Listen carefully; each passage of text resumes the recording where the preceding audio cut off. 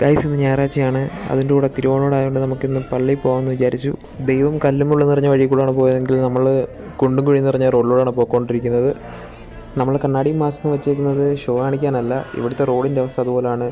കണ്ണിൽ എപ്പോഴും പൊടിയടിച്ച് കയറാനുള്ള സാധ്യത കൂടുതലാണ്. ഗൈസ് അങ്ങനെ കുറച്ച് ലേറ്റായിട്ടാണ് നമ്മൾ പള്ളിയിലെത്തി. പള്ളിയിലകത്ത് കയറിയിരിക്കുകയാണ്. അപ്പോൾ നമ്മളിനി ഇവിടുന്ന് നൈസായിട്ട് പോകാൻ പോകുന്നത് ലുലുമാളിലേക്കാണ്. ഇവിടെ അടുത്ത് ലുലുമാളാന്ന് പറയുമ്പോൾ നമ്മൾ കാണാൻ പോകാമെന്ന് വിചാരിച്ചു. ഗൈസ് അപ്പോൾ നമ്മൾ ചോദിച്ച് ലുലുമാളയിൽ എത്തിയിരിക്കുകയാണെങ്കിൽ നമുക്ക് അകത്തോട്ട് കയറാത്ത വിശേഷങ്ങൾ എന്തൊക്കെയാണെന്ന് നോക്കാം. തീർച്ചയായും കൊടുത്തിരിക്കുന്നത് ഫുഡ് കോർട്ടിലാണ്. ഫുഡ് കോർട്ടിലെ വില കേട്ട് മോനെ ഞെട്ടി.